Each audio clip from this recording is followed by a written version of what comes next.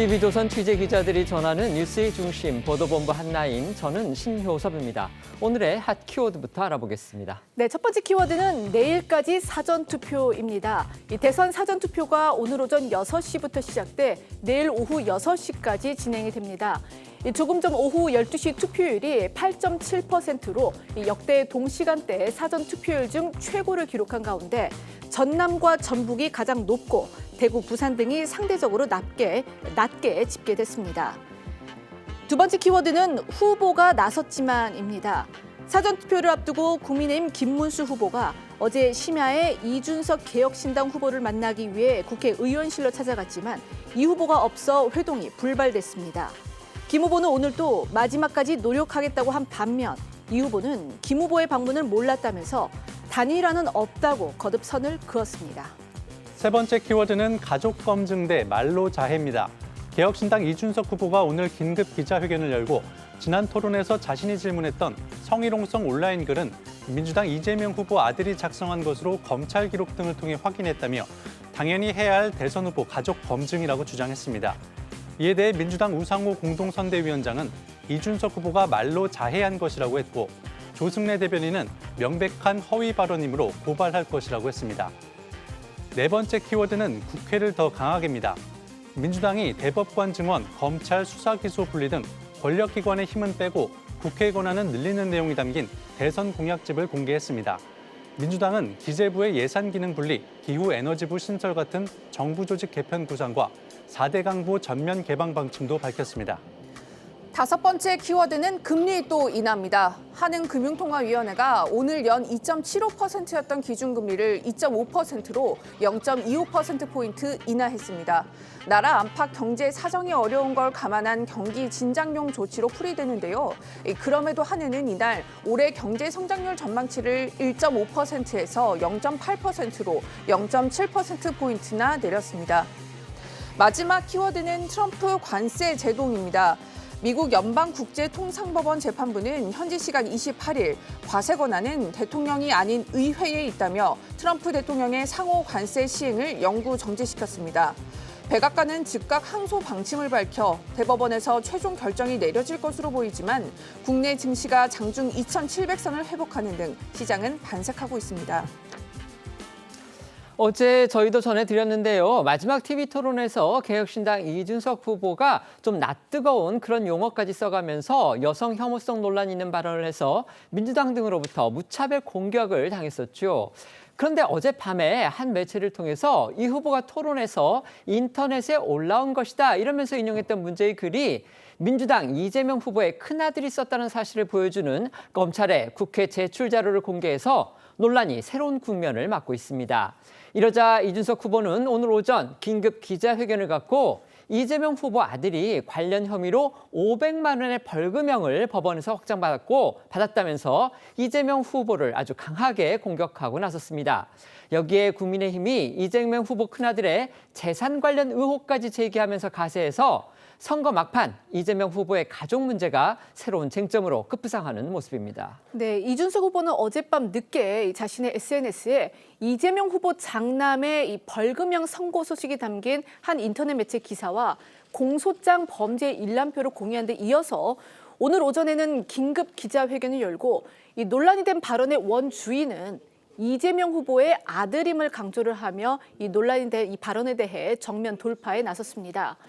이준석 후보는요, 이재명 후보의 장남이 인터넷 커뮤니티에 직접 올린 수위를 넘는 음담 패설로 지난해 정보통신망법 위반 등으로 벌금 500만 원을 선고받았다면서 이 저급한 혐오 표현 외에도 2년 가까이 700회 넘게 2억 3천만 원 정도의 불법 도박도 저질렀다 이렇게 주장을 했습니다.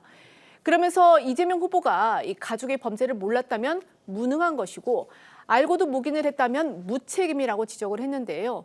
그러면서 그런 인물에게 나라를 맡길 수 있느냐라고 되묻기도 했습니다. 오늘 이준석 후보 기자회견 발언 들어보시겠습니다. 제가 한 질문 가운데 어디에 혐오가 있습니까? 정말 성범죄자로 지탄받아야 할 사람은 누구입니까? 해당 표현은 제가 창작한 것이 아니라 이재명 후보의 장남 이동호 씨가 인터넷 커뮤니티에 직접 올린 글에 순화된 버전이었습니다. 지난해 정보통신망법 등 위반으로 벌금 500만 원을 선고받았습니다. 저급한 혐오 표현 외에도 2년 가까이 700회 넘게 총 2억 3천만 원 정도의 불법 도박 자금을 입금한 기록이 나왔습니다. 이준석 후보는 이제 지난 수요일이었죠. 그 토론에서의 문제 발언이 돌발 상황이 아니었다. 화요일이었군요. 죄송합니다. 돌발 상황은 아니었다는 걸 또 분명히 했습니다. 그러니까 후보 가족을 검증하는 그런 차원에서 전략적으로, 의도적으로 제기한 거라는 겁니다. 네, 이준석 후보는 오늘 기자회견에서 문제가 된 발언이 이 후보의 임기응변이었는지 캠프 차원의 전략이었는지를 묻는 질문에 저희가 자료를 입수한 것은 오래 전이었지만 최대한 절제되고 정제된 질문을 하기 위해 표현 같은 경우엔 단계별로 이 후보의 아들 발언이라는 이야기를 명시하지 않고 어떤 상황을 가정해 기준을 묻는 방식을 택했다고 설명했습니다. 돌발 상황은 아니며 자신의 질문이 이재명 후보와 가족을 단계적으로 검증하기 위한 의도였음을 강조한 건데요. 그러면서 제가 한 질문 가운데 어디에 혐오가 있냐고 물었고요. 이재명 후보는 가족의 일탈에 어떤 책임의식을 갖고 있는지 확인해야 했다고 주장했습니다. 토론회가 끝난 뒤에 이준석 후보는 민주당 그리고 일부 여성단체 등을 중심으로 해서 진위 여부가 가려지지 않은 여성 혐오성 발언을 모든 연령대가 시청하는 생방송 토론에서 인용했다. 이런 취지로 아주 강하게 비판받았습니다. 물론 이제 여성 혐오적인 가해 방식을 생방송 토론, 그것도 나라의 지도자가 되겠다는 사람들이 나서는 대선 후보 토론에서 그대로 인용한 것 자체 이게 부적절했다는 점에는 이견이 없습니다. 하지만 문제의 글을 쓴 사람이 이재명 후보의 큰아들로 확인이 되고요. 또 그 글 등으로 인해서 형사처벌까지 받은 점이 뒤늦게 확인이 되면서 이렇게 국면이 좀 바뀌게 된 겁니다. 이재명 후보 장남은요, 4년 전에 고발이 됐는데요. 그 건으로 지난해 10월에야 벌금형이 확정된 거라고 합니다. 네, 지난 20대 대선 당시 조선일보가 이 후보 장남이 2019년부터 2020년까지 상습적으로 불법 도박을 하고 미국에 서버를 두고 있는 한 온라인 포커 커뮤니티 사이트 게시판에 불법 소지가 다분한 도박 경험 등 200여 개의 게시글을 올렸다는 의혹을 보도한 것이 이 사건의 시작이었는데요. 이 당시 이 후보 장남은 서울 강남과 신촌, 분당 등에 있는 도박장에 드나들었던 후기를 시리즈로 남기는가 하면 해외 포커 사이트에 게임머니를 거래한다는 글을 다수 남긴 것으로 전해졌습니다. 이후 저희 TV조선 단독 보도를 통해 온라인 포커 커뮤니티 게시판에 이 후보의 장남이 다수의 성적 수치심을 일으키는 막말성 댓글과 성매매 후기로 의심되는 글을 남겼다는 의혹이 추가로 보도되면서 이후 한 유튜브 채널로부터 상습 도박 혐의와 통신매체 이용 음란죄 혐의 등으로 고발됐습니다. 언론이 보도하고 이준석 의원이 확인한 이 국회에 제출된 검찰 공소장에 따르면요. 이재명 후보의 큰아들은 지난 2022년 10월 상습 도박과 이 정보통신망법 위반 혐의로 해서 검찰에 송치가 됐고 수원지방법원에서 이 지난해 10월 벌금 500만 원의 약식 명령을 받은 것으로 확인이 됐습니다. 이후 이재명 후보의 장남이 이의 제기를 하지 않아서 이 벌금형은 확정이 됐습니다. 약식 명령문은 모친인 김혜경 씨가 직접 수령을 한 것으로 전해졌습니다. 어제 이준석 후보가 이 자신의 SNS에 공유한 이재명 후보의 이 큰아들의 공소장 범죄 일람표에는요. 이 토론회에서 문제가 된 이른바 그 좀 성적인 그런 발언과 유사한 댓글 외에도 이 혐오성 댓글 3가지가 더 담겨 있었습니다. 아시다시피 통상 형사처벌은요, 대법원까지 가야 확정이 됩니다. 그런데 이재명 후보 장남 건은요, 피고인이 1심 약식 명령에 이의 제기를 하지 않았습니다. 그렇기 때문에 유죄 취지로 그냥 확정이 된 겁니다. 검찰 공소장의 기소 범죄 혐의를 법원이 인정을 했고 피고인인 이재명 후보의 큰아들도 이의 제기 없이 수긍한 것으로 볼 수가 있는 겁니다. 이준석 후보는 오늘 기자회견에서 이재명 후보 큰아들의 불법 도박 혐의도 정조준했는데요.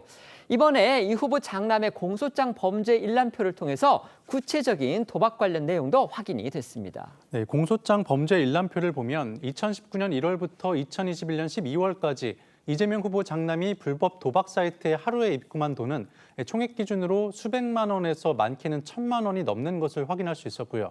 이렇게 3년 동안 700회 넘게 총액 기준 2억 3천만 원 정도의 불법 도박 자금을 쓴 것으로 확인됐습니다.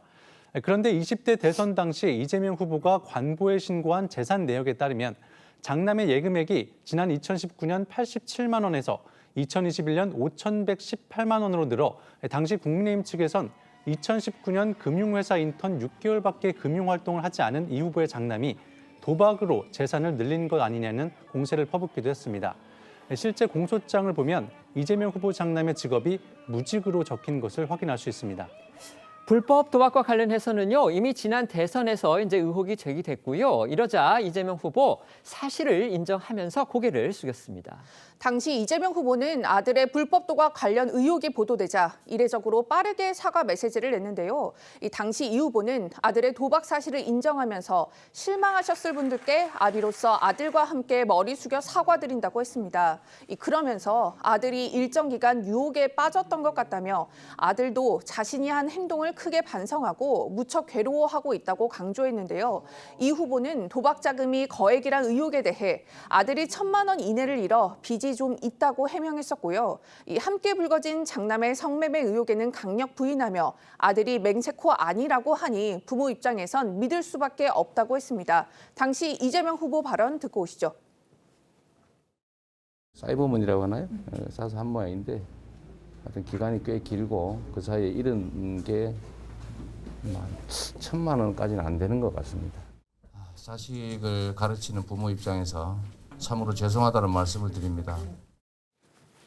이렇게 이재명 후보가 고개를 숙인 뒤 몇 시간 지나지 않아 당사자인 장남도 입장문을 내고 자신의 도박 논란에 사과했는데요. 이 당시 민주당 선대위가 공개한 사과문엔 저의 부적절한 처신으로 상처 있고 실망하신 분들께 진심으로 사죄드린다며 이번 일을 계기로 반성하며 책임지고 속죄의 시간을 갖겠다는 내용이 담겨 있었습니다. 결국 지난 대선에서 크게 쟁점이 됐던 큰아들의 불법 도박 그리고 음란글 게재 혐의 법원에서 인정이 되면서 벌금형이 확정이 된 겁니다. 하지만 지난해 10월에 판결이 났는데요. 그 소식이 당시에는 이제 보도가 잘 되지 않았다가 지금 그러니까 어제 밤늦게 이렇게 알려진 겁니다. 결국 이준석 후보의 논란을 계기로 해서 뒤늦게 밝혀졌다 이렇게 볼 수도 있겠는데요. 이번 논란 이후에 이재명 후보 장남의 근황에도 시선이 쏠리고 있습니다. 얼마 전 한 매체를 통해서 6월 3일 대선 투표가 끝나고 얼마 지나지 않아서 이 장남이 결혼식을 올린다는 소식이 또 보도가 됐습니다. 맞습니다. 이 30대인 이 후보 장남은요, 오랜 기간 교제해온 여성과 이번 대선 직후 이 결혼식을 올리는 것으로 전해졌습니다.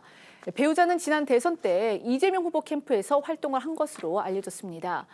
이 결혼식 장소는 서울 삼청각으로 전해졌는데요.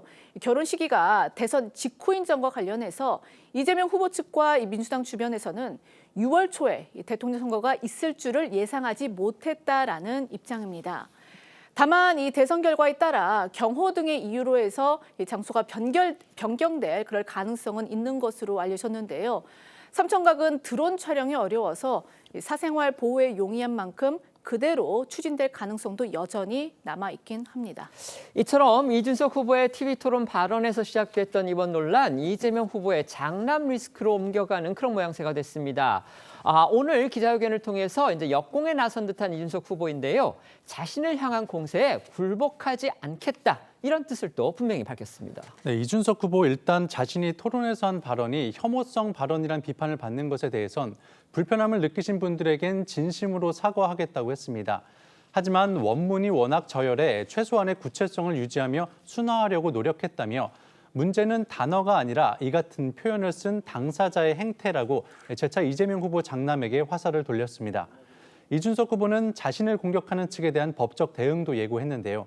표현의 자유와 검증의 의무를 가로막으려는 시도에는 단호히 맞서겠다며 오늘 오후 2시까지 허위 사실을 유포하거나 게시한 자들이 자진 삭제하고 공개 사과하지 않으면 강력한 민형사상 대응에 나설 것이라고 경고했습니다.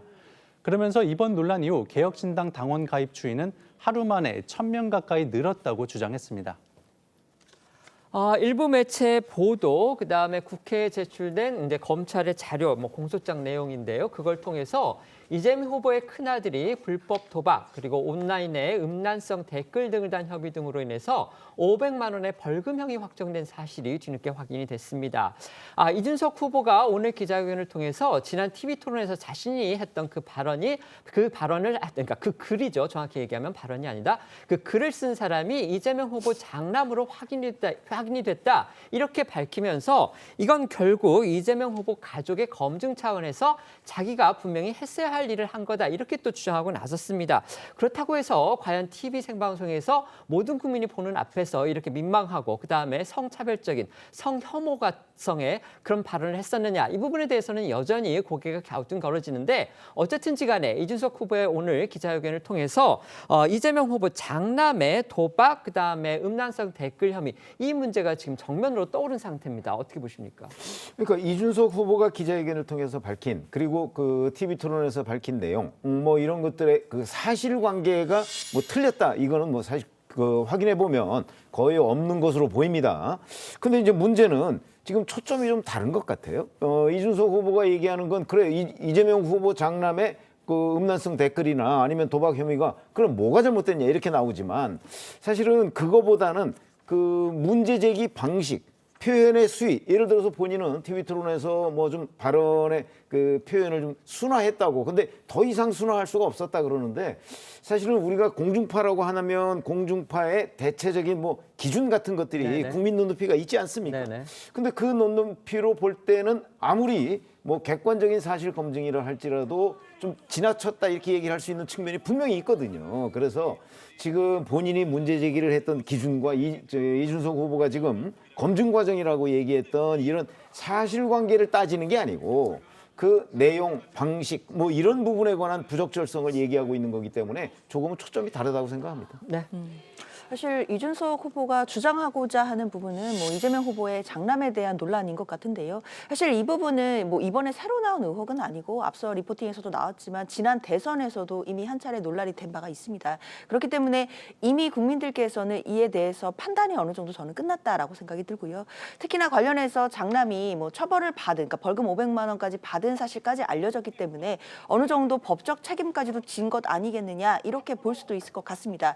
다만 이준석 후보가 사실 과거의 논란을 또다시 끄집어내서 지금과 같이 이렇게 중요한 대선의 한 복판에서 네거티브로 점철시키는 것 이런 부분에 대해서는 국민들도 피로감이 있으실 거다라고도 생각합니다. 네. 민주당은 이준석 후보 기자회견 이후에 즉각 반박에 나섰습니다. 하지만 얼핏 또 당혹해하는 그런 분위기도 엿보였는데요. 오늘 오전 이 후보의 기자회견 이제 오전 9시에 이루어졌습니다. 그 전까지만 해도요. 이번 논란은 이 후보의 창작물이다. 실체가 없다 이러면서 이 후보의 의원직 제명까지 요구하는 목소리가 나왔습니다. 하지만 이 후보가 기자회견을 한 뒤에는요. 이미 이건 지난 과거의 일이고 이 후보가 사실과 허위를 교묘하게 섞어서 이야기했다 이러면서 태세를 전환하는 듯한 그런 태도를 보인 겁니다. 네, 이 오늘 오전 9시 이준석 후보의 기자회견 직전까지도 민주당에서는 이 후보의 발언을 비판하는 목소리들이 쏟아졌었습니다. 조승래 수석 대변인은요. 논란이 된 이 후보의 이준석 후보의 발언이 창작물이라고 주장을 하면서 이 후보가 없는 말을 만들어내서 국민을 분열시키고 분열을 통해서 정치적 이익을 얻으려는 나쁜 정치를 하고 있다라고 했습니다. 김민석 선대위원장 역시 이 후보의 발언이 허위라면서 자신의 SNS에는요. 거짓을 거짓으로 덮고 허위를 허위로 덮어온 그의 퇴장은 결국 대선 후 친정 국민의힘 의원들의 찬성표에 힘입어 국회의원 제명으로 이루어질 것이다라는 글을 올렸고요. 이어 이 김어준 씨의 유튜브 방송에 출연해서는 인용이나 왜곡도 아닌 다 틀린 이야기다. 실체가 없는 악의적 사기다라고까지 주장을 했습니다. 또 우상호 이 선대위원장은요. 한 라디오에 출연해서 이 후보가 이재명 후보를 찌르려다 자신이 찔리는 일을 한 거다라고 주장했는데요. 이 후보의 기자회견 직전 민주당에서 나온 목소리들 들어보시겠습니다. 제가 보기에는 창작물로 보입니다. 창작물입니다. 그 창작물을 가지고 뜬금없는 질문을 던진 거 아닙니까? 이건 인용도 아니고 왜곡도 아니고 그냥 악의적 사기입니다. 자기가 만들어서 그 사기도 사실 결국은 이재명 후보와 어떻게든 엮어보려고 한 거 아닙니까? 근데 엮을 수도 없는 거고 실체도 없고 한 것이어서 이것은 그냥 똑 떨어진 악의적인 사기다. 이렇게 강경했던 민주당인데요. 이준석 후보가 기자회견을 가진 이후에는요. 말과 입장이 좀 달라졌다 이겁니다. 네, 이 후보의 기자회견 이후 민주당에선 조승래 수석 대변인이 관련 브리핑에 나섰습니다. 먼저 조 대변인은 이 후보의 주장이 지난 과거의 일로 국민께서 이미 판단을 내렸다며 지난 대선에서 이재명 후보가 사과했다는 점부터 강조했고요. 이어 이준석 후보가 사실과 허위 사실을 교묘히 섞어서 주장을 하고 있다며 TV토론에서의 발언은 명백한 허위 발언이라고 주장했는데요. 그러니까 이준석 후보의 기자회견에 앞서서는 이 후보의 주장이 실체가 없는 창작물이라고 했던 민주당 측의 입장이 기자회견 이후엔 사실과 허위를 섞은 창작물이라는 식으로 다소 달라진 겁니다. 그렇다면 이제 어디가 사실이고 또 어디까지가 허위인지 이거를 이제 따져봐야겠죠. 조승래 대변인 이 부분에 대한 설명도 했습니까? 당연히 그 부분에 대한 기자들의 질문 공세가 쏟아졌고요. 이 조 대변인은 해당 발언을 이 후보의 아들이 했는지 자체도 확실하지 않다면서 이 TV 토론회에서의 이준석 후보 질문은 여성 혐오에 대한 질문이었지만 원본 댓글은 여성에 대한 것이 아니었다고 했습니다. 그러니까 이 후보가 해당 댓글을 여성 혐오로 둔갑하기 위해 원본에 언급된 성을 남성에서 여성으로 바꿨다고 주장한 건데요. 직접 들어보시죠. 이준석 후보가 어떤 허위 사실을 말했다는 건가요? 사실과 허위 사실을 교묘히 섞어서 했고요. 명백하게 TV 토론에서 했던 그 발언 있지 않습니까? 그 발언은 명백한 허위 발언입니다. 그 점만 해도 분명할 겁니다. 이준석 후보가 주장하고 있는 바는 일부 사실과 명백한 허위 사실을 섞어서 얘기하고 있는 것이다. 이렇게 분명히 말씀드립니다. 그러니까 지금 민주당 조승래 대변인 같은 경우에는요. 문제가 된 발언이 겨냥한 게 이제 여성이 아니고 남성이었는데 이준석 후보가 이재명 후보를 공격하기 위해서 일부러 여성으로 바꿔서 말을 했다. 그러니까 창작이고 허위 발언이다. 지금 이렇게 주장을 하는 겁니다. 정치권 일각에서는 민주당이 이번 논란을 이 표심을 흔들 막판 변수로 판단하지 않은 것이다라는 해석도 나오고 있는데요. 실제 오늘 민주당에서는 이번 논란이 이 사실관계를 다투는 싸움이 아니며 선거의 결정적 변수가 되지도 않을 것이다라는 말도 나왔습니다. 관련해 우상호 공동선대위원장의 목소리 들어보시겠습니다. 이 사실관계를 다투는 싸움이 아니라 도대체 왜 이런 식의 발언을 했지? 이 문제거든요, 사실. 근데 그걸 만회하려고 그 사실관계 더 파다가 본인이 더 다칠 가능성이 있죠. 항상 말씀드리지만 이 막판 네거티브는 쟁점이 되기 어렵습니다. 이재명 찌르려다 이준석 후보 본인이 좀 자해한 느낌이 들고. 저희가 좀 확인을 해봐야 되겠습니다만 제가 알기로는요. 지금 저희가 들려드리는 우상호 위원장의 저 발언은요.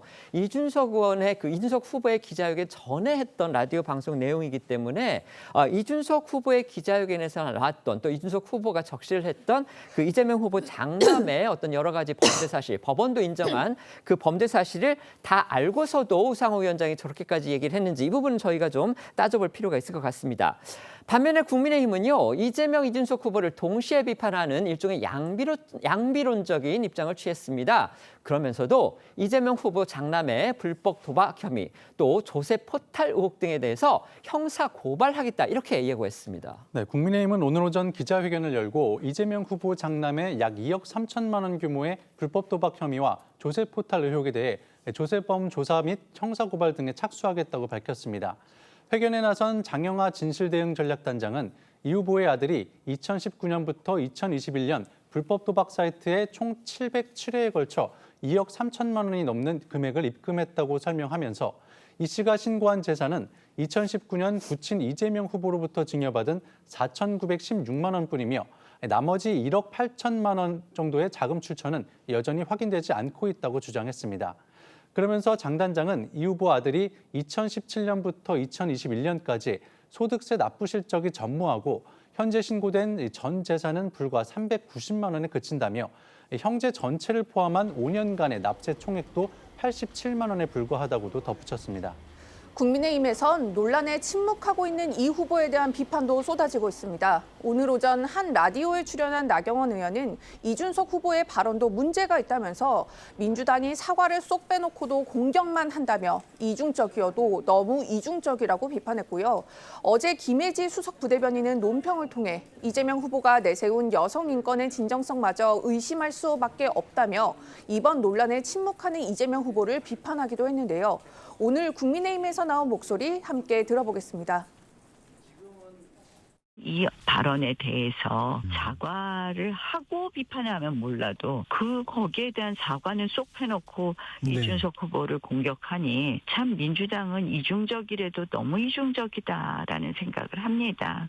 그러면 이거는 그냥 어떻게 그 아버지도 그렇게 말씀을 함부로 하시고 아들도 또 이렇고 하니까 참 우리가 이런 어떤 인성 이렇게 가지고 있는 후보자한테 나라를 맡겨도 될까? 이런 생각들도 하게 된다고 봅니다. 문제는 이 같은 부적절한 언행에 대해 아직까지 이재명 후보는 어떤 공식적인 사과나 입장을 내놓지 않았다는 점입니다. 아들이 대통령 후보의 가족이라는 특수한 지위에 있음에도 불구하고 이에 대한 책임 있는 자세가 전혀 보이지 않는 점은 많은 국민의 우려를 낳고 있습니다. 자, 아들 관련 논란 이렇게 다시 불거진 상황입니다. 이재명 후보 입장 밝힌 게 있습니까? 일단 이재명 후보는 즉답을 피하고 있습니다. 오늘 오전에도요, 이준석 후보의 기자회견 등에 관련한 그런 질문을 받긴 했는데 엄중한 시기에 내란 극복과 이 민생 회복을 고민하는 선거가 되길 바란다 이렇게 짧게만 답변을 했습니다.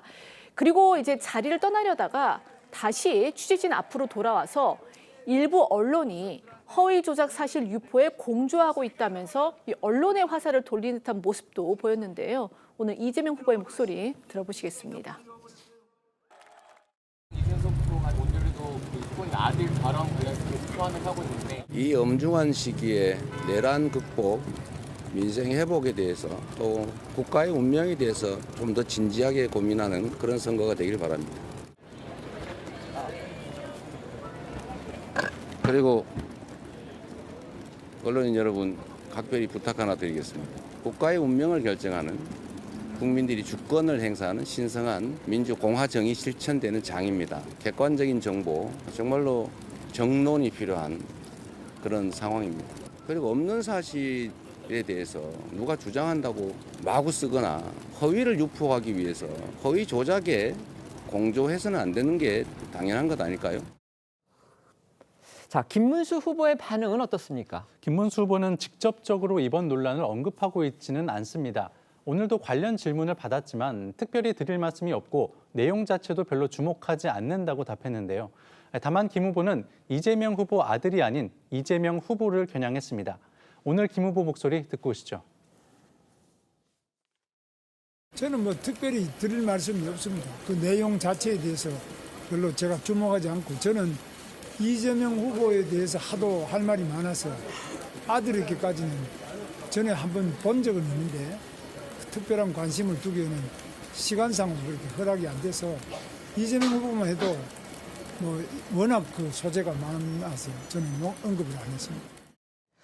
또한 김 후보는 어제 자신의 SNS에 온라인 성범죄 처벌 강화라는 짤막한 글을 올려 이재명, 이준석 두 후보를 에둘러 겨냥하기도 했는데요. 이는 이번 논란으로 흔들리는 여성 표심을 흡수하려는 의도로 풀이되고요. 또 여기에 어제 김 후보의 공식 유튜브에는 공교롭게도 김 후보의 딸 동주 씨의 영상 편지가 공개되기도 했었는데요. 이 정치권에선 이재명 후보와의 일종의 대비 효과를 노린 것 아니겠냐는 해석도 나옵니다. 영상 편지 속의 동주 씨의 목소리도 함께 듣고 오시죠.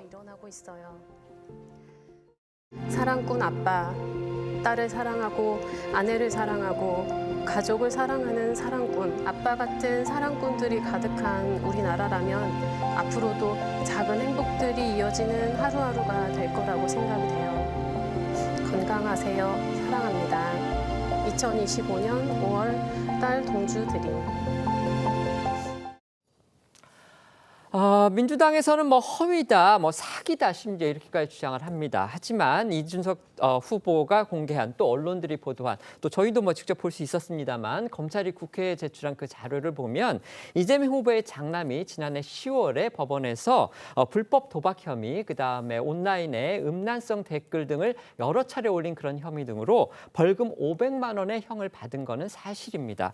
그렇다면 이재명 후보가 자신의 아들의 이런 문제에 대해서 과연 과연 어떤 생각을 갖고 있는지, 특히 여성 혐오 논란 이 부분에 대해서 지금 민주당 그다음에 일부 여성 시민단체들이 강하게 이준석 후보를 비판을 하면서 후보직 사퇴, 심지어 의원직 제명까지 지금 요구하고 있는데, 정작 이재명 후보의 아들이 그런 혐의로 인해서 법원에서 유죄 판결까지 받은 상황에 대해서 아버지로서 이재명 후보는 어떤 생각을 갖고 있고 어떤 입장을 갖고 있는지 국민의 입장에서는 듣고 싶다. 그러니까 입장을 한번 얘기를 해보라. 이게 지금 국민의힘의 요구인데, 아까 저희가 들려드렸다시피 이재명 후보는 뭐 지금 이번 선거의 의미에 대해서 얘기를 한다든지, 심지어 지금 언론에 대해서 화살을 돌렸습니다. 없는 사실에 대해서 누가 주장한다고 마구 쓴다. 진실을 규명해서 진실을 보도하려고 노력해야지 허위를 유포하기 위해서 허위 조작에 공도해서는 안 되는 게 당연한 거 아니냐. 지금 이러면서 언론에 대해서 일종의 좀 훈계를 한 듯한 그런 느낌까지 듭니다. 어떻게 생각하십니까? 우선 이재명 후보가 사실상 침묵을 하고 있는 거라고 저는 생각을 하고요. 그리고 이제 언론 탓 뭐 이런 건데요. 그 사실상 침묵하고 있는 이유는 과거에 이 부분에 관해서 한번 뭐 사과를 했다. 아마 그걸로 그냥 넘어가자 뭐 이런 걸로 보입니다. 그건 이제 유권자들이 과연 이재명 후보의 이 같은 태도에 대해서 얼마나 동의할 것이냐 하는 숙제가 남고요. 그다음에 또 하나는 이제 언론 탓으로 하는 부분은, 사실은 지금 민주당 여러 사람들이 뭐 창작물 이렇게 얘기를 했다가 이제 이준석 후보가 그 공소장 내용을 공개하니까 창작물이라는 얘기는 쏙 들어갔거든요. 네. 근데 아마 그 수준에서 아직도 이재명 후보가 인식을 하고 있는 것 아닌가. 그러니까 일부 뭐 표현이나 인용 한두 가지가 잘못된 걸 보고 전체를 침소봉대해서 마치 언론이 잘못된 그 인용을 하고 있는 것처럼 지금 공격을 하는 건데, 글쎄 사실관계를 따지면 따질수록 아마 이재명 후보가 불리한 것 아닌가, 저는 이렇게 생각이 들어서 결국은 그냥 적당히 뭐 이미 뭐 사전투표 시작을 했고 지금 뭐 한나절이 벌써 지났습니다. 아마 이런 문제 때문에 그냥 요 정도 선에서 그 일종의 뭐 그냥 그 단계에서 막고 방어하고 넘어가자, 뭐 이런 생각이 아닌가 싶습니다. 네. 글쎄요, 이준석 후보의 주장은 앞서 말씀드린 것처럼 지금 새로 나온 것은 아니고 지난 대선에서도 불거졌던 내용이고, 관련해서 이미 장남이 법적 책임을 졌습니다. 뭐 벌금 500만 원을 선고받았다라고 하니까요. 그렇다고 한다면 사실상 이건 과거의 논쟁이라고 볼 수도 있는 측면이고, 당사자가 법적 책임을 다했다라는 측면도 분명히 고려돼야 된다고 생각합니다.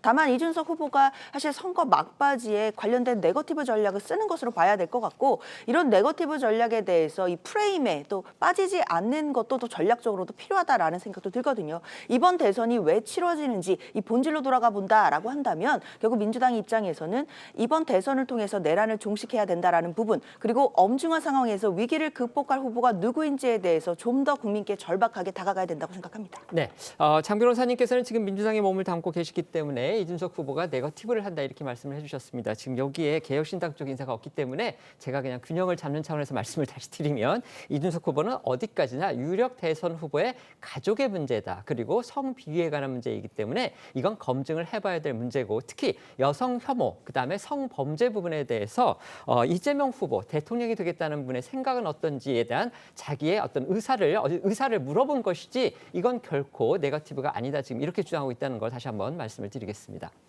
21대 대선 사전투표가 오늘 오전 6시 전국 3,568개 투표소에서 일제히 시작이 됐습니다. 각 당 후보들도 오늘 오전 일제히 사전투표를 했는데요. 투표율이 지금 오후 1시 현재로요 10.51%입니다. 이게 사전투표로서는 역대 최고를 기록하고 있습니다.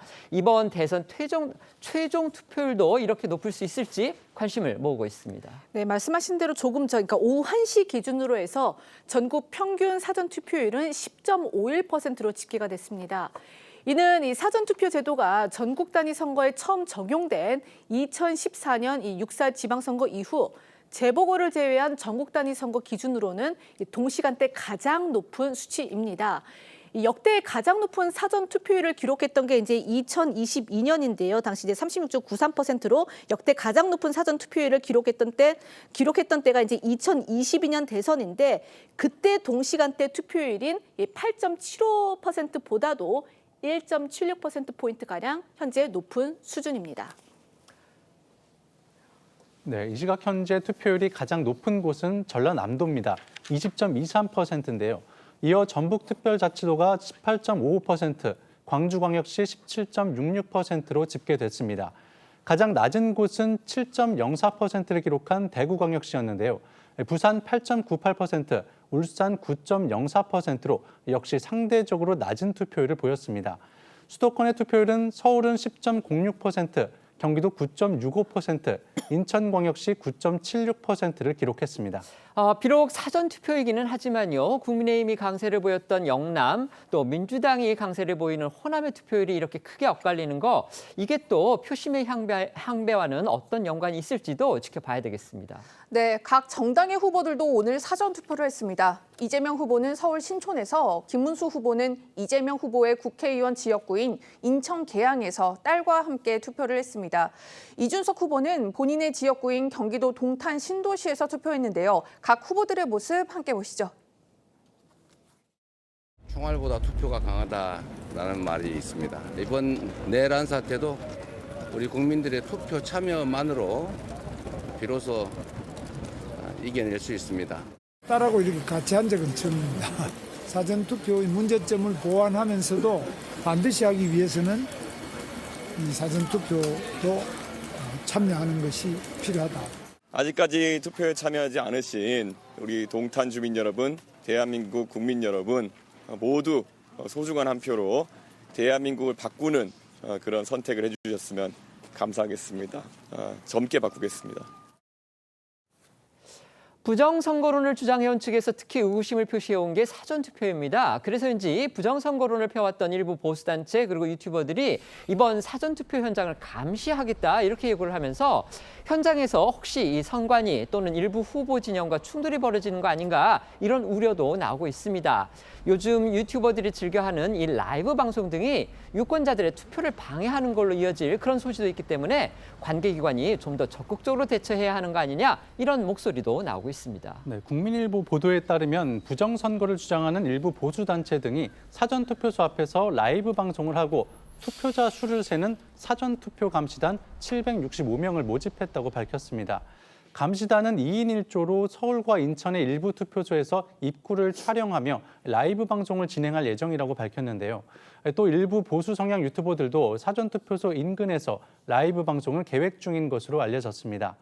선거법은 투표소 안 또는 투표소로부터 100m 안에서 소란한 언동을 하는 경우 투표관리관 등이 제지할 수 있도록 하고 있고요. 이에 불응하면 퇴거 명령도 가능합니다. 중앙선거관리위원회 관계자는 국민일보에 실랑이가 생길 경우 경찰의 도움을 요청할 수 있고 유권자들이 촬영에 불편함을 호소하는 상황이 되면 투표관리관이나 투표사무원이 제지할 것이라고 했습니다. TV 토론이 그제로 모두 끝나면서 이제 후보들은 투표 전날까지 유세 현장에서 유권자들과 직접 만나면서 지지를 호소해야 합니다. 선거가 5일밖에 남지 않았지만요. 그 기간에도 선거판도 얼마든지 흔들릴 수 있습니다. 때문에 후보들은 각자 절박한 심정으로 막판 표를 모으는 데 가장 효과적이라고 여기는 메시지들을 유세 현장에서 집중적으로 선보이고 있는데요. 유력 후보들의 막판 유세 승부수 어떤 게 있는지 알아보도록 하겠습니다. 네, 먼저 이재명 후보는요, 이른바 이 주식 개미들을 집중 공략을 해서 눈길을 끌고 있습니다. 이 후보는 어제 유세 현장에서 주가 지수가 5천을 향해 우상향할 수 있도록 확실하게 책임지겠다라고 약속을 했는데요. 그러니까 자신의 집권으로 코리아 디스카운트를 해소해서 이 코스피 5천 시대를 열겠다는 공약을 강조하고 나선 겁니다. 이 후보는 앞서 이 유튜브 방송에 출연해서 이 국내 주식 상장지수 펀드 ETF를 4,100만 원어치 산 그런 사실을 직접 공개를 하면서 이 향후 5년간 ETF에 1억 원을 투자하겠다 이렇게 공언을 하는 등 개미 투자자 표심에 호소했습니다. 관련 목소리 들어보시겠습니다. 우리는 개별 주식 지속적으로 성장하고 기회가 넘쳐서 기회 부족으로 청년들이 남녀를 갈라 싸우지 않는 희망 있는 세상을 꼭 만들겠습니다. 주가지수 5천을 향해서 우상향할 수 있도록 확실하게 책임지겠습니다, 여러분. 이게 후보님의 증권 계좌라고요. 코스피 200을 추종하는 ETF에 2천만 원 투자를 하셨고 코스닥 150에 추종하는 ETF를 2천만 원 가량 사셨네요. 그리고 요 100만 원 남짓되는 거는 뭔가요? 분할 매수. 근데 매월 일정이 사서 한 1억 정도 채워보려고 하죠. 제가 퇴임할 때쯤 되면 꽤 많이 올라와 있을 것 같아요.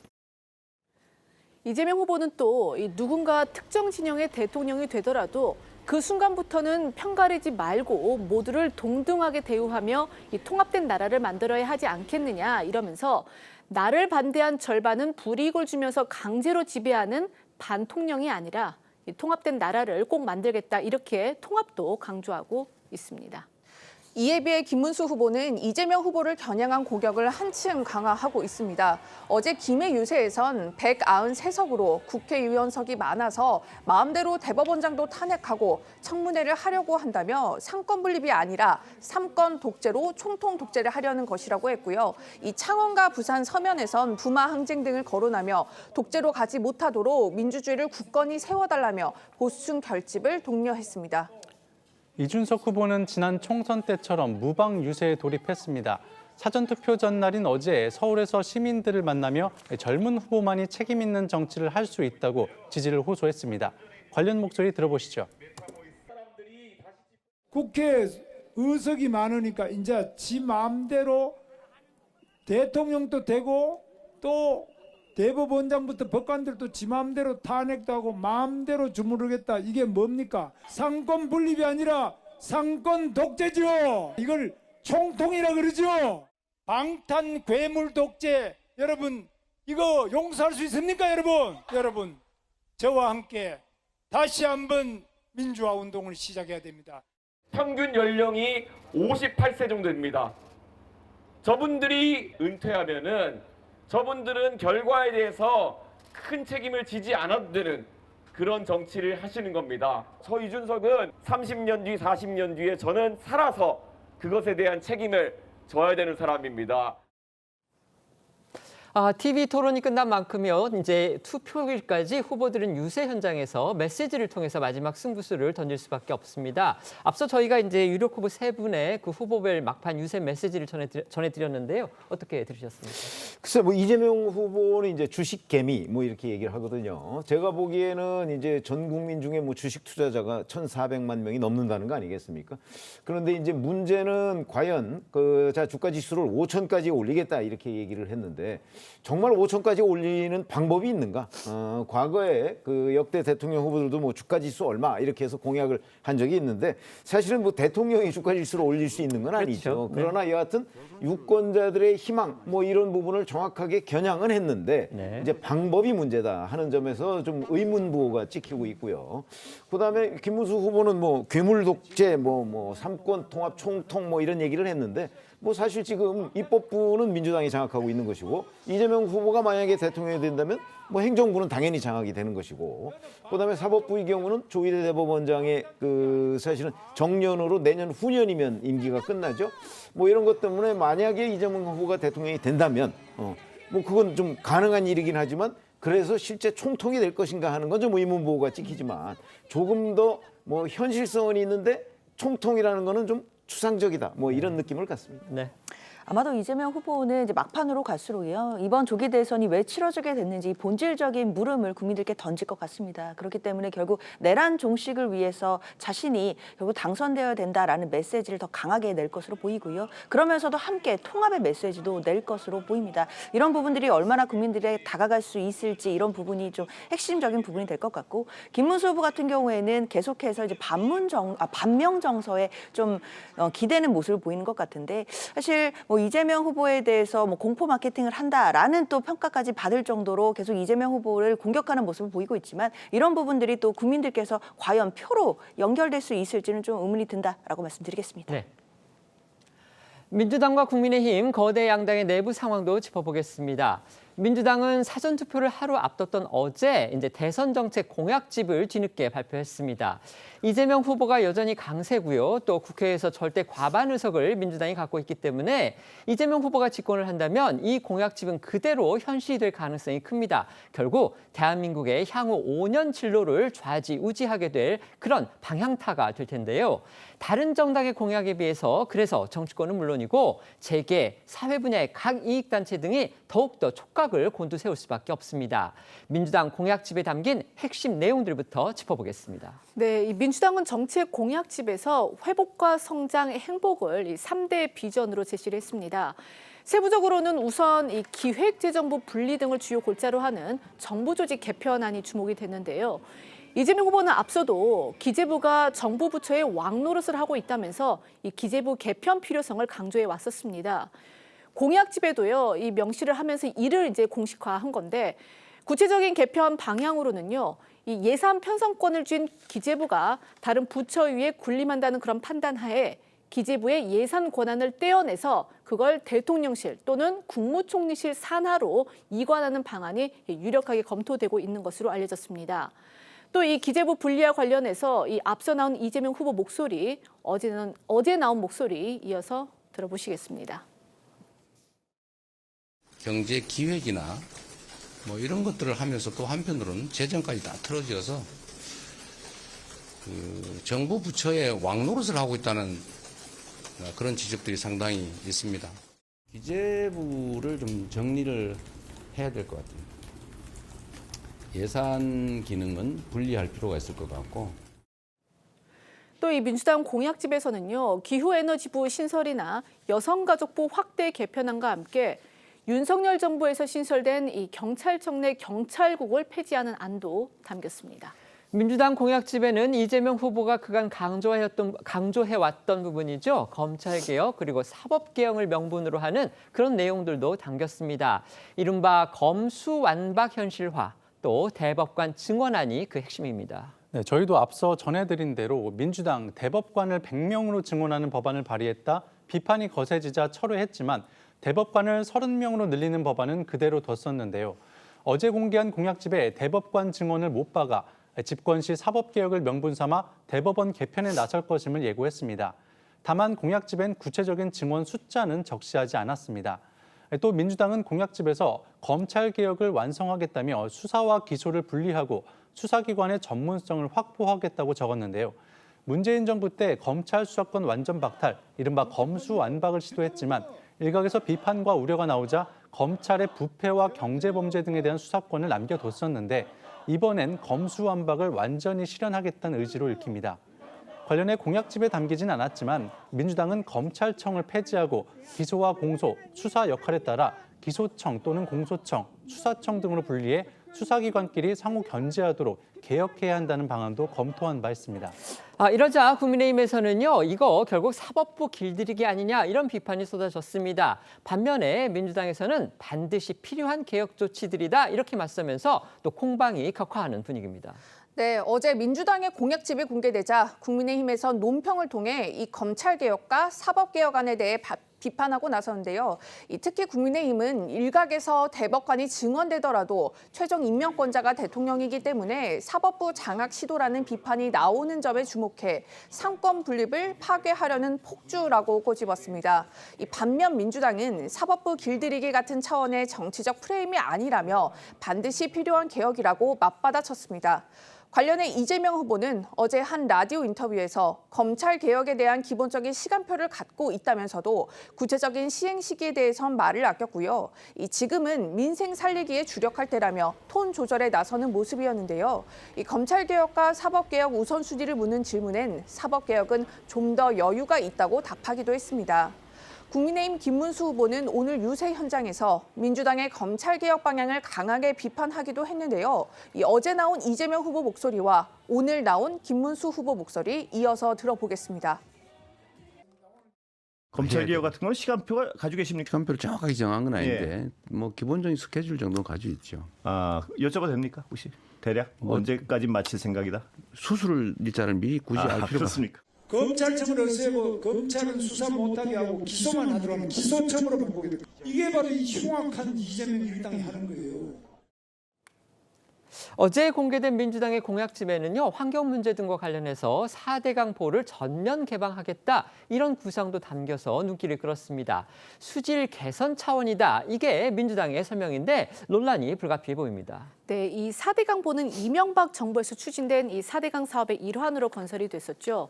민주당은 공약집에서 4대 강 재자연화로 이 수질 개선을 강력하게 추진을 하겠다며 4대 강보를 전면 개방하겠다 이렇게 밝혔습니다. 문재인 정부에서 추진을 했던 4대 강보 해체와 개방 정책으로 돌아가겠다 그런 의지를 드러낸 걸로 볼 수 있겠는데요. 다만 그동안 이 4대 강보가 홍수와 가뭄 예방 효과가 있는지를 놓고서 한쪽에서는 효과가 있다, 다른 한쪽에서는 효과가 없다 이런 주장을 내놓는 등 진영 논리가 심했던 상황이어서 향후 공방으로 이어질 가능성도 있습니다. 국민의힘 안에서는 사전투표가 시작된 오늘도요, 이 범보수 진영의 후보 단일화, 이게 여전히 핵심 이슈입니다. 특히 그동안 직접 나서지 않았던 김문수 후보가 오늘 새벽 0시쯤에 이준석 후보를 직접 찾아가서 담판을 시도하려다가 불발됐습니다. 김 후보는 오늘도 본투표일 전까지 단일화 노력을 계속하겠다 이렇게 밝혔습니다. 김 후보가 뭔가 타협을 끌어낼 보관을 갖고 있어서 그러는 건지 아니면 단일화 무산 책임을 지지 않기 위한 명분 쌓기 차원에서 그러는 건지 이게 궁금해집니다. 김문수 후보는 사전투표 시작을 약 6시간 앞뒀던 시점이죠. 오늘 자정 무렵 이준석 후보를 만나기 위해 국회의원회관 사무실을 찾았습니다. 이미 이 후보는 국회 밖으로 나간 뒤여서 만남은 성사되지 못했습니다. 김 후보는 김재원 비서실장 등과 함께 1시간가량 의원회관에 머물며 이 후보 측과 연락을 시도한 것으로 알려졌는데요. 김 후보는 기자들과 만나 이 후보에게 방탄 괴물 독재를 막아야 하지 않겠냐는 말씀을 드리고 싶었다고 설명을 했고요. 아무리 전화를 해도 이 후보가 받지 않으니 오늘 만날 길은 없는 상태라면서도 본투표 때까지는 노력을 계속하겠다고 했습니다.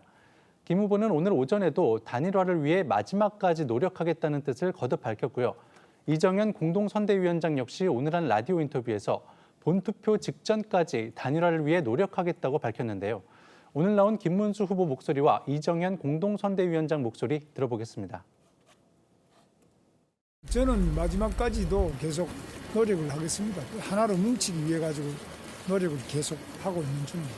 역대 선거를 봐도 단일화는 선거일 하루 이틀을 남겨두고도 이루어졌고 어떤 방법을 동원해서라도 꼭 단일화를 이루고 싶습니다. 표가 분산이 되면 이재명 후보가 된다는 것은 엄연한 냉철한 현실.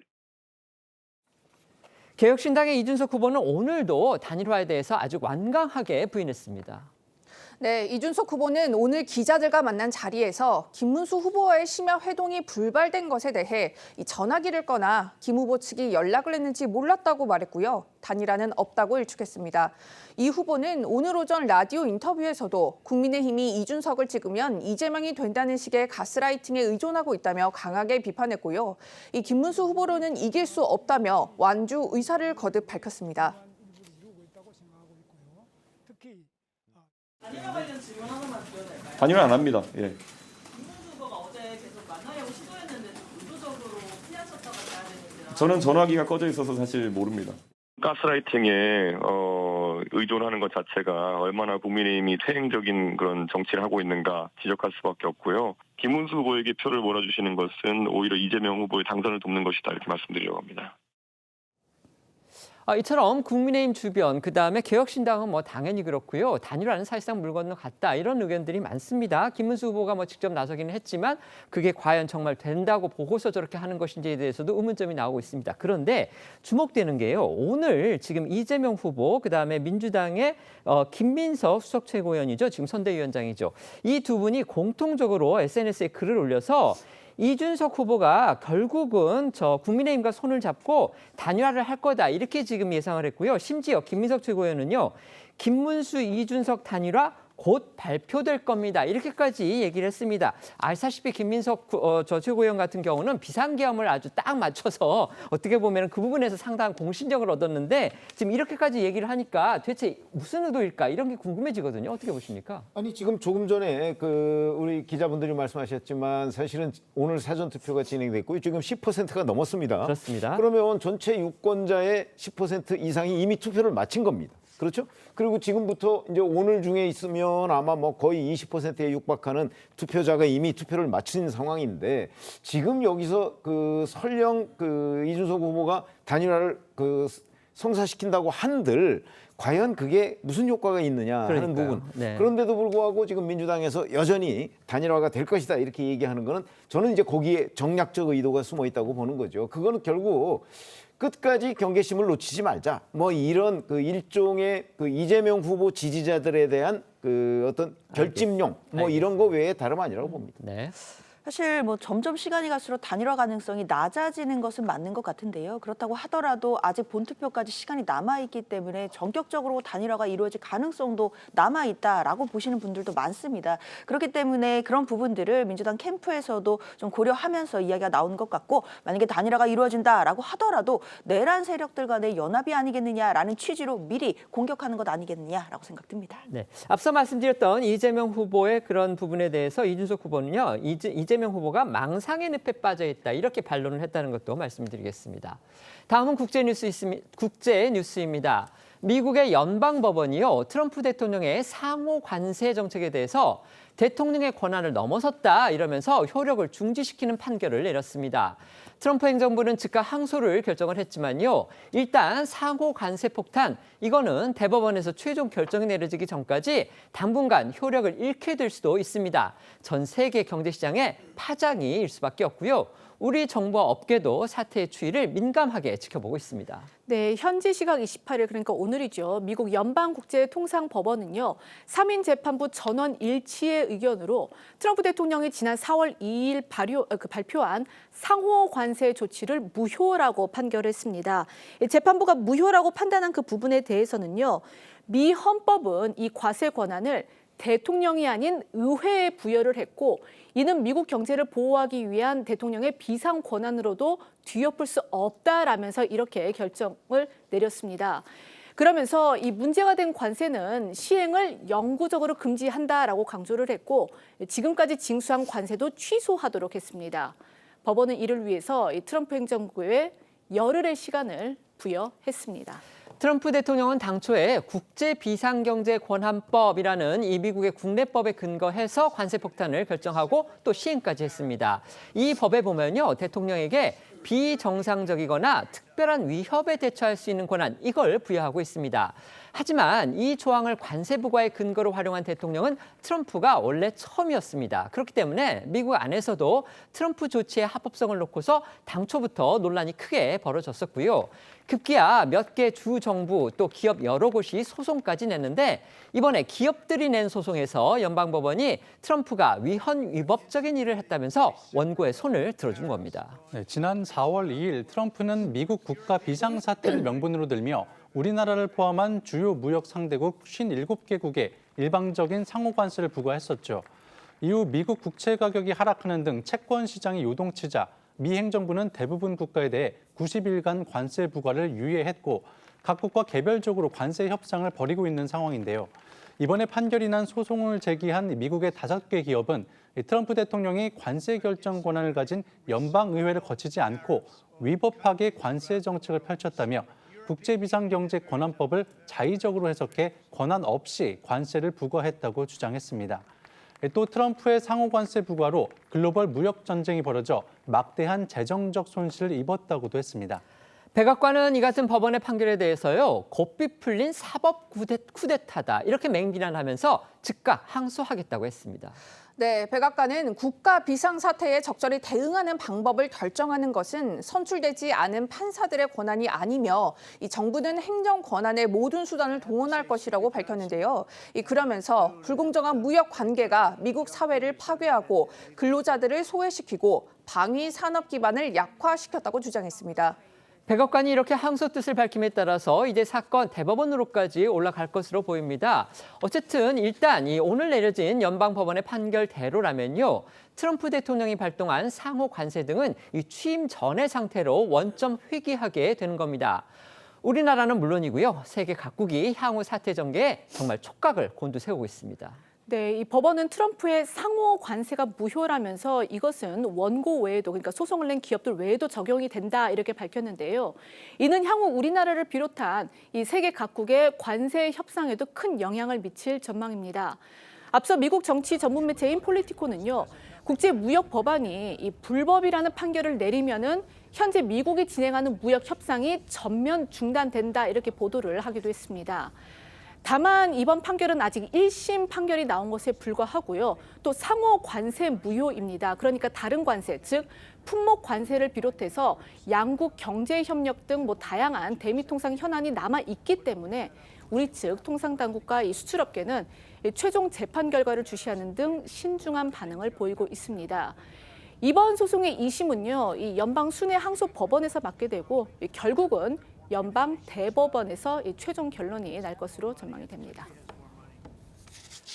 트럼프의 상호 관세 정책이 미 연방 법원으로부터 제동이 걸렸습니다.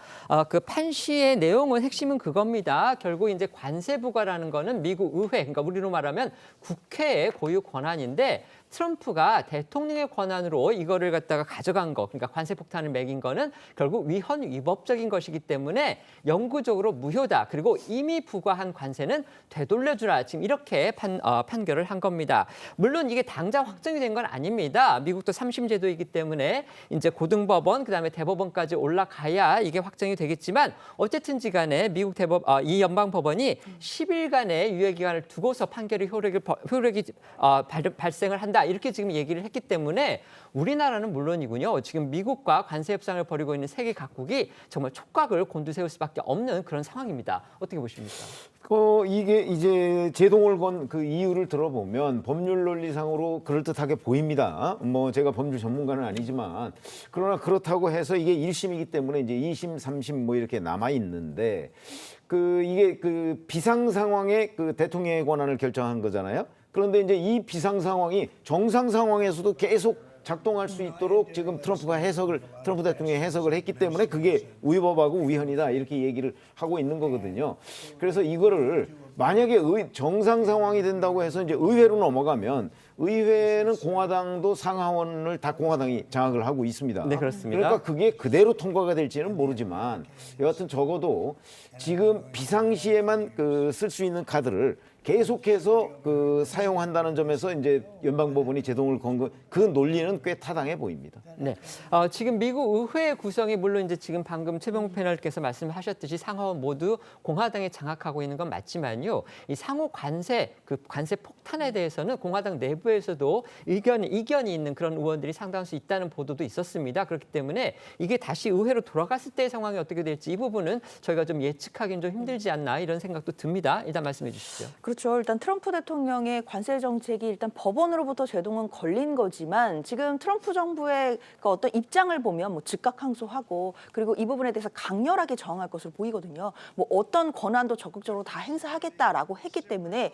일단 대법원에서 확정 판결이 있을 때까지는 트럼프 행정부가 이 부분에 대한 정책을 뭐 철회하거나 뭐 꺾거나 할 가능성은 없어 보이기 때문에 우리 정부로서는 일단 최악의 상황을 가정해 두고 어떻게 해야 될지 이런 부분들에 대해서 모니터링을 해야 되지 않겠나라는 생각 듭니다. 네.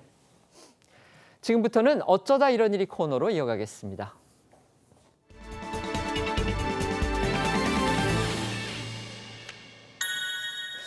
첫 번째는 이제 겨우 2살인데입니다. 귀여운 꼬마아이의 모습이 보이는데요. 자, 어떤 소식입니까? 네, 이 기네스 월드 레코드는요, 최근 이 영국 출생의 조셉 해리스 버티를 최연소 남성 맨사 회원으로 인정을 했습니다.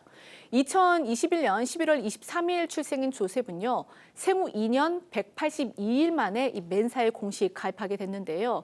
아시는 것처럼 맨사는요, 세계 최대 규모의 영재 모임입니다.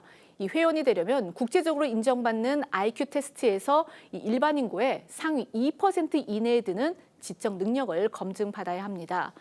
조셉은요, 이 테스트에서 높은 점수를 받으며 이 미국 켄터키주 출신의 여성 이슬라 맥랩이 보유하고 있던 최연소 기록을 경신했습니다. 조셉의 부모에 따르면 조셉은 태어날 때부터 또래와는 다른 특별한 아이였다고 합니다. 어머니 로즈는 조셉이 남다른 아이라는 건 금세 알 수 있었다면서 아들이 생후 5주에 뒤집기를 시작했고 7개월에는 말을 트기 시작했으며 1년 9개월 무렵에는 책 한 권을 처음부터 끝까지 큰 소리로 읽을 수 있었다고 전했는데요. 조셉의 특출함은 클수록 더 눈에 띄었습니다. 2살이 조금 지난 시점에 10분 동안 유창하게 책을 읽거나 5개 국어로 10까지 세는가 하면 100을 훨씬 넘는 수를 앞뒤로 자유자재로 셀 수 있었다고 합니다. 최근에는 화학 원소 주기율표에 관심을 보일 정도로 다양한 활동에 흥미를 갖고 있다고 하니 앞으로 어떻게 자랄지 기대가 됩니다. 네, 지금 이 꼬마가 이름이 지금 해리스 버틸이죠, 조셉. 2021년 11월 23일 출생이기 때문에 이제 나이로 따지면 사실 4살입니다. 그런데 맨사가 가입을 인증한 그 시기가 이 꼬마가 2살일 때 인증을 했으니까 그걸로 돌아가서 결국 이제 그 가입 날짜 기준으로 봤을 때 최연소다 이렇게 말씀드리겠습니다. 그 당시, 그러니까 가입을 인증한 그 당시의 나이는 그 기준으로 보면 조셉은 2살이었다. 지금 이렇게 되는 겁니다. 두 번째 아이템 보겠습니다. 어쩌다 거기까지인데요. 이 꽁꽁 얼어있는 듯한 남성의 모습이 보입니다. 어떻게 된 일입니까? 현지 시간으로 지난 24일 경력 5년의 패러글라이딩 애호가인 중국인 펑 위장 씨가 상공 비행 중 드물게 발생하는 구름 흡입 현상에 갇혔습니다. 펑 씨는 중국 칠엔 산맥 해발 2,300m에서 비행을 시작했지만 거센 바람을 만나 제어력을 잃고 순식간에 얼음으로 뒤덮인 상공으로 튕겨 나갔는데요. 구름 속으로 빨려 들어가면서 1시간 이상 공중에 머물게 됐고 해발 8,598m 상까지 상승했습니다. 8,849m의 세계 최고봉 에베레스트에 근접하는 높이까지 이동한 겁니다. 8,600m 상공의 기온은 섭씨 영하 35도로 펑 씨는 1시간이 넘는 시간 동안 혹독한 추위를 견뎌야 했습니다. 이 글라이더에 장착된 카메라에는 그가 산소 마스크를 착용하지 않아 희박한 공기 속에서 기적적으로 정신을 유지하며 하강하기 위해 몸부림치는 모습이 담겼고요. 얼굴에는 두꺼운 서리가 껴 한눈으로 봐도 몸 움직임이 뻣뻣한 상태였습니다. 가까스로 지상에 착륙한 펑 씨는 동상에 걸린 손을 보여주며 저산소증가 동상을 경험했다고 했는데요. 이 패러글라이더 전문가는 그렇게 높은 고도에서 살아남을 사람은 거의 없을 것이라며 정말 기적 같은 일이라고 덧붙였습니다. 그런데 이 영상이 온라인에서 확산이 되니까요. 중국 관계 당국이 즉각 조사에 나섰다고 합니다. 왜 그런 겁니까? 예, 비행 행위가 이 관련 규정을 위반했다라는 겁니다.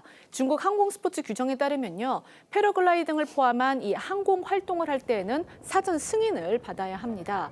사전에 정해진 그 계획에 따라서 진행을 해야 하는 거고 악천후 시에는 비행이 금지가 되는데 현지 소식통은 펑 씨가 필수 비행 계획을 제출하지 않았다라고 전했습니다. 이에 따라 간수성 항공운동협회는요, 이 펑 씨에 대해서 6개월의 비행 중지 명령과 사고 발생 경위서를 작성할 것을 명령을 했고 이 영상을 게시한 또 다른 조종사에도 6개월의 비행 정지 처분을 내렸습니다.